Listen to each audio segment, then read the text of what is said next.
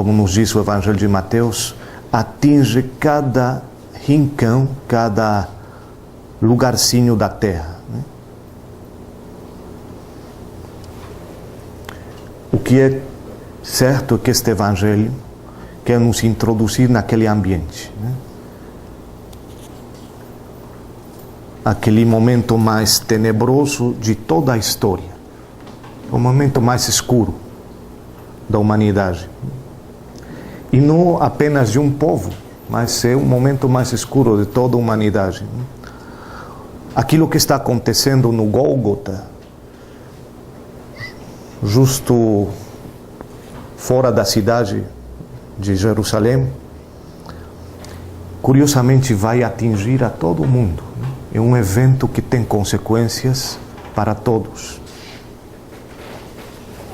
E se trata, em primeiro lugar, de uma escuridão física, de uma escuridão exterior física. Mas também existe uma escuridão interior. São as duas. Tem uma escuridão exterior, que aparece claramente apresentada, mas também vai aparecer uma escuridão interior. Existe escuridão no coração e nas entranhas das pessoas. Existe escuridão no coração e nas entranhas de Jesus. Ele está numa cruz. Jesus não o consegue ver claro.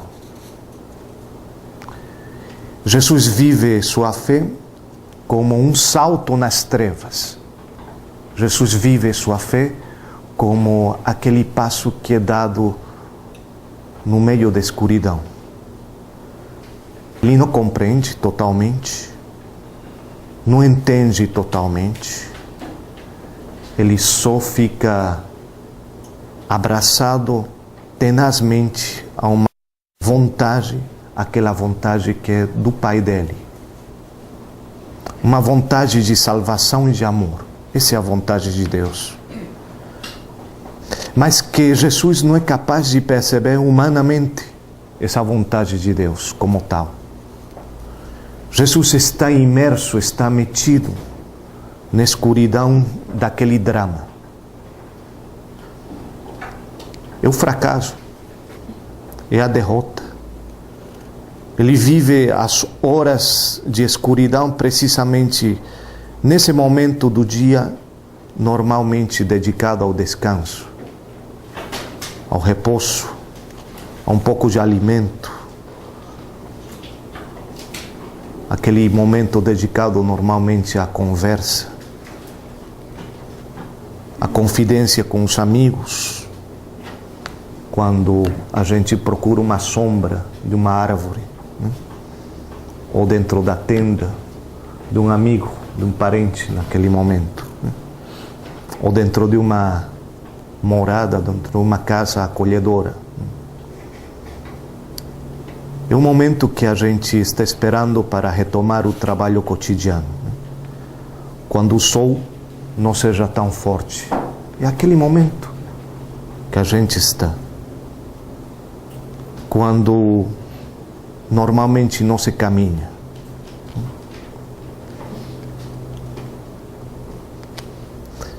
Desde a hora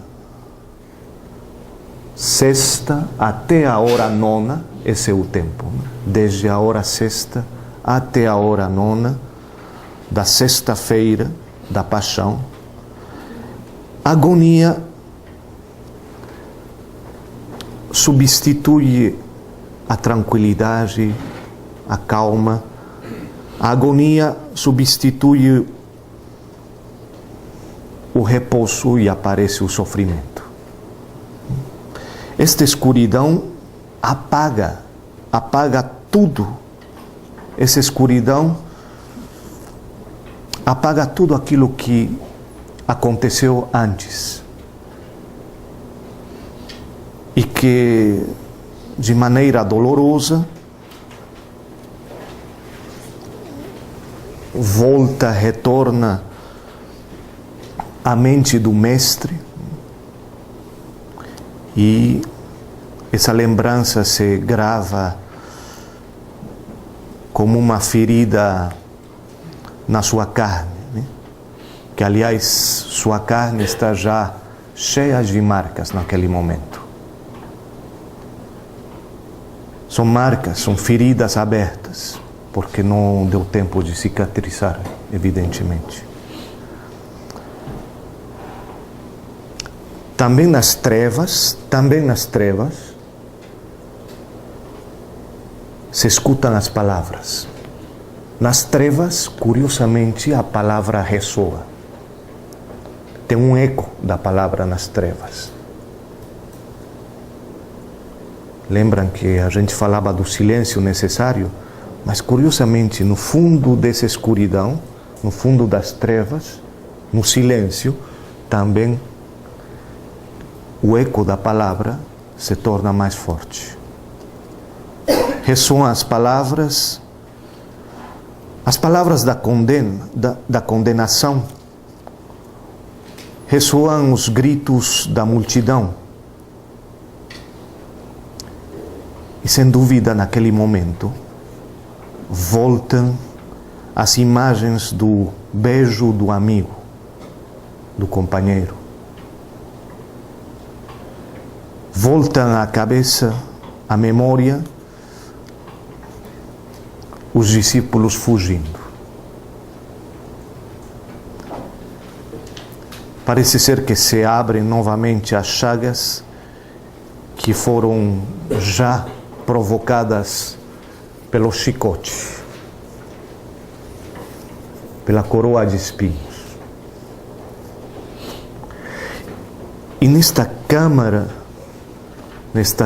escura, neste momento escuro, que coincide com toda a terra,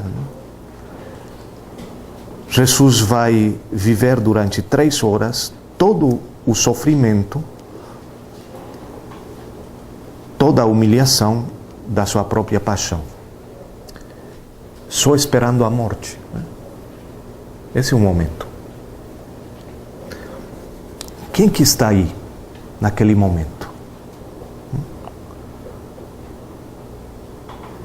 Existe algo na cruz, ao redor da cruz, algo ainda mais terrível que a própria escuridão. O que está ao redor da cruz, ainda mais terrível do que a própria escuridão? Está a solidão. A solidão. E o Evangelho vai nos mencionar aqueles que estão presentes, que se perguntam pela significação das palavras de Jesus.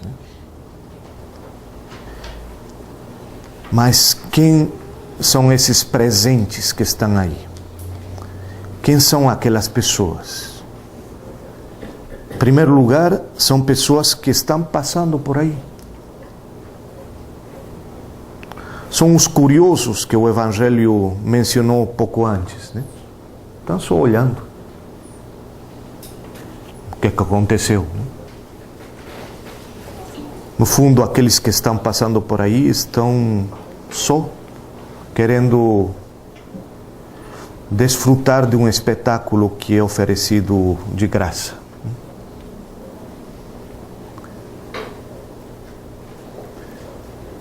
Querem acompanhar o sofrimento do outro como espetáculo, né? Porque querem aproveitar para o escárnio. Aqueles que passam parece que gostariam de voltar sobre Jesus sua própria fraqueza, sua própria mesquindade.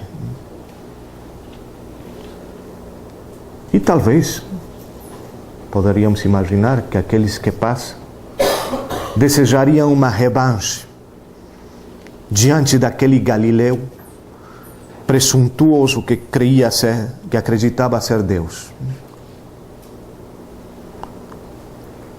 e que incomodava a todos.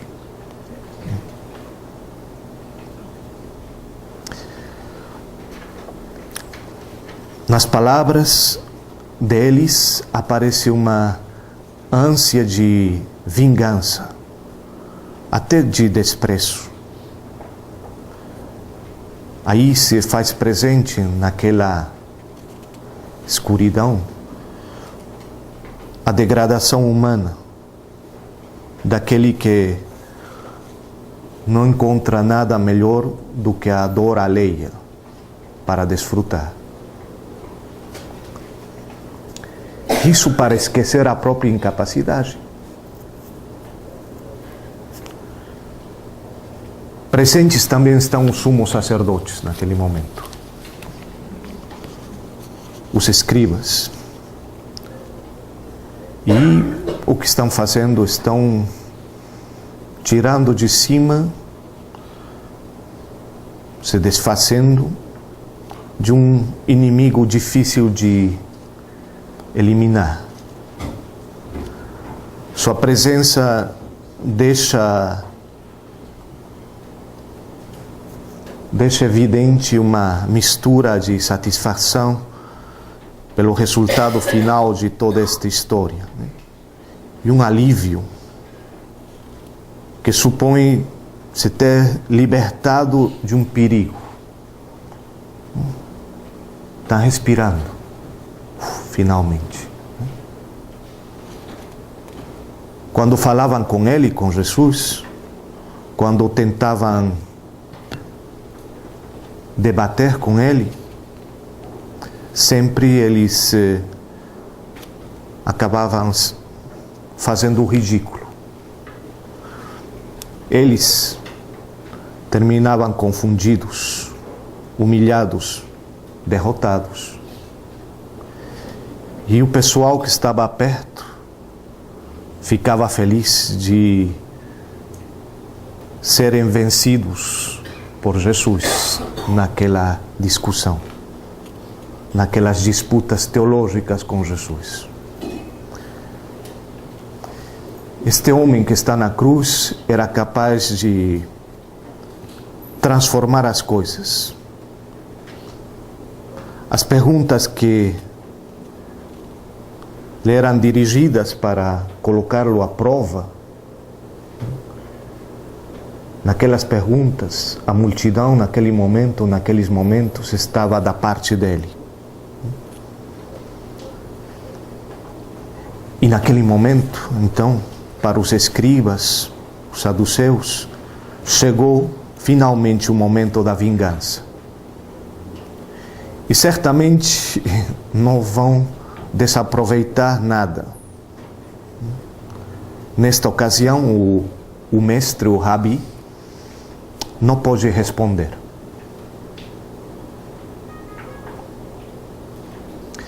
Não pode mais falar nada, porque não tem forças. E se pudesse fazer, se pudesse falar, quem ia acreditar nele? Porque está crucificado. Ninguém tem direito a falar de Deus estando na cruz, pregado numa cruz, porque está correndo a sorte do maldito, porque finalmente essa cruz é simplesmente o testemunho de que Deus o abandonou, é a confirmação que todo está contra ele. E todos pensam, este homem que está aí estava equivocado. E era culpável. Perdeu. Eles desfrutam com sua vingança e sua revanche. Mas também estão presentes outras pessoas, estão presentes os ladrões. Crucificados com ele, uma companhia um pouco complicada, má companhia, claro. Sempre Jesus acompanhado dos ruins. Essa é a companhia de Jesus,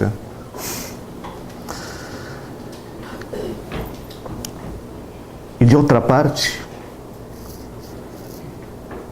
em sintonia com as pessoas que ele acostumava frequentar, as prostitutas, os pecadores, eles encontram acolhida e perdão nele.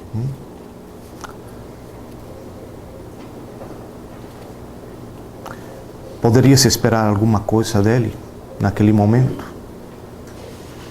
Porque as coisas mudaram agora.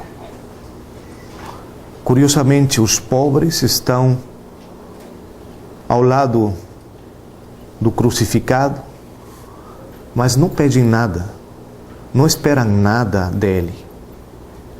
E nem se mostram agradecidos por um favor recebido, ou por um perdão inesperadamente acolhido. Curiosamente, eles, os pobres, maldizem e insultam nem mais, nem menos, como os outros.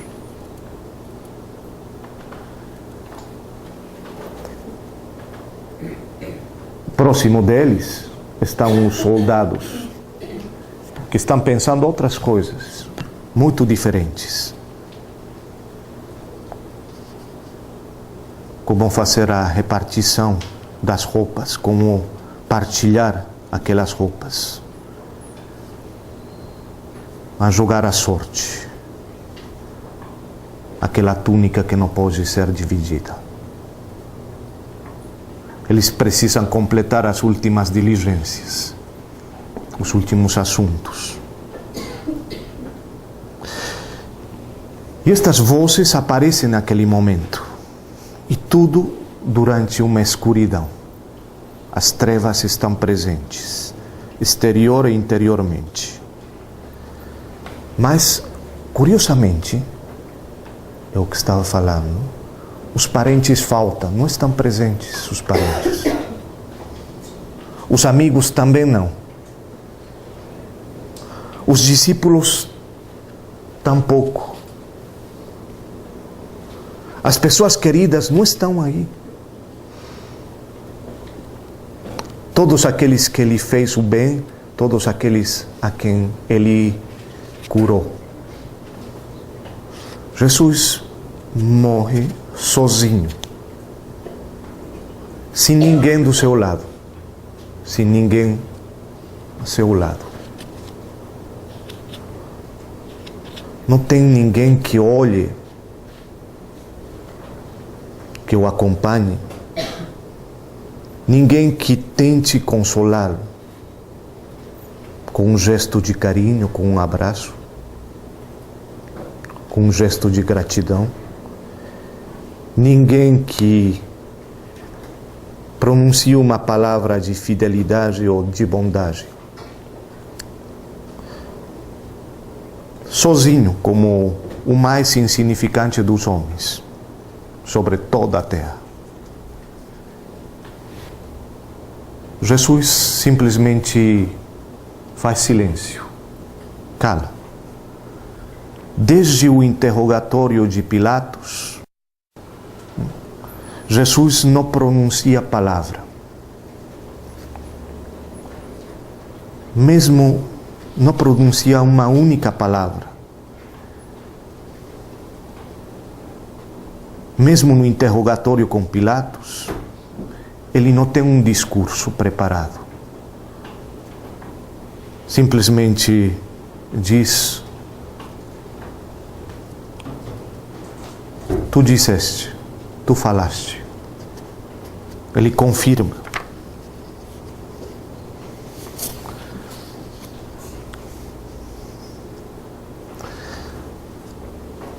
Tu disseste.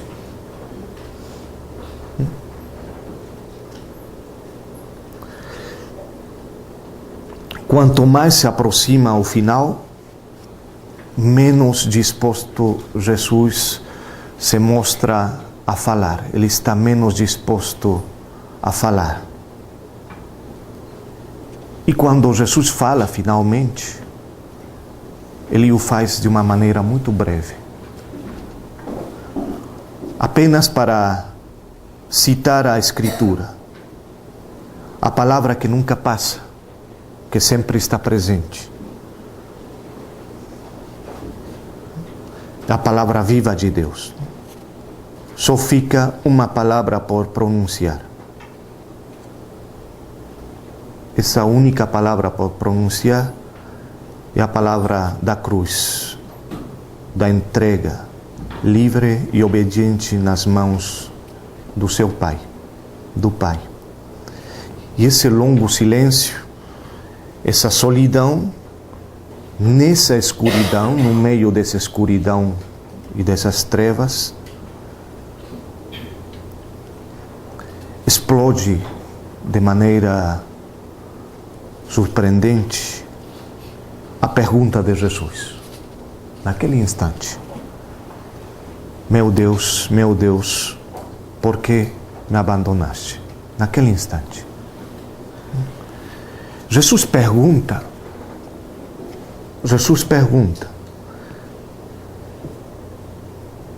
mas não se limita a fazer uma pergunta. Ele grita. Jesus grita. É uma interrogação que sai do mais profundo do ser dele. Nesta pergunta, Jesus concentra todas as suas energias, coloca todas as forças que ainda tem, todo o sofrimento que já não é mais possível suportar, aguentar. Não é uma pergunta educada, delicada, é um grito de batalha, é um grito de luta, é uma espécie de arma de guerra. É uma pergunta que Jesus coloca fazendo suas as palavras de outro. É o começo de uma oração que ele mesmo, sem dúvida, disse muitas vezes, que conhecia aquelas palavras. Essas palavras ele as conhece desde que ele era pequeno, desde que ele era criança. E ele renuncia até pronunciar as próprias palavras. Ele pronuncia as palavras de outro. Ele se empresta, toma emprestadas aquelas palavras. Toma emprestada aquelas palavras da Escritura.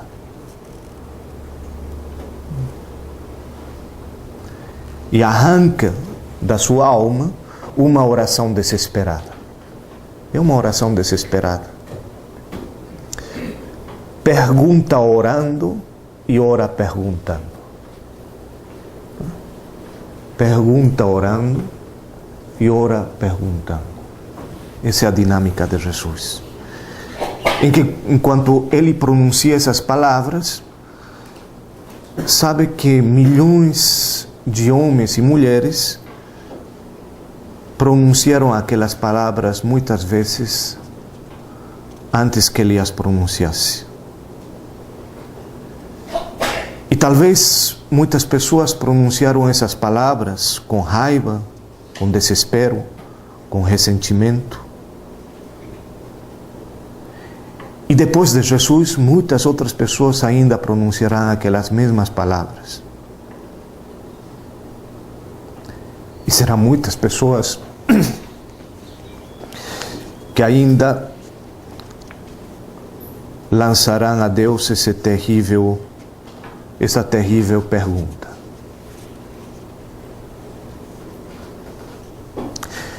Jesus não faz como se ele perguntar, fazendo de conta.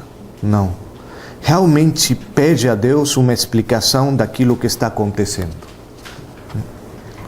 Suas palavras exprimem uma angústia real que a gente tem de contemplar de perto, penetrando no mistério do sofrimento e do mal, tentando também interpretar os sentimentos de Jesus que estão escondidos por trás dessas palavras. Talvez ele mesmo esteja começando a duvidar de se realmente ele não fracassou.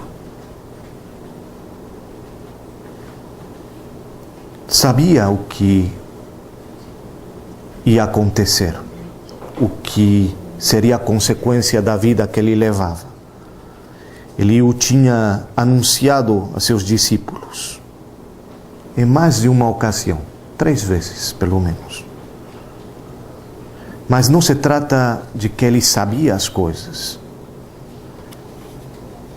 Simplesmente ele prevê as consequências daquilo que ele vivia.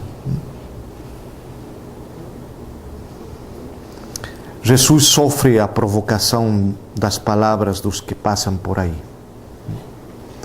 E talvez esta seja realmente sua última tentação.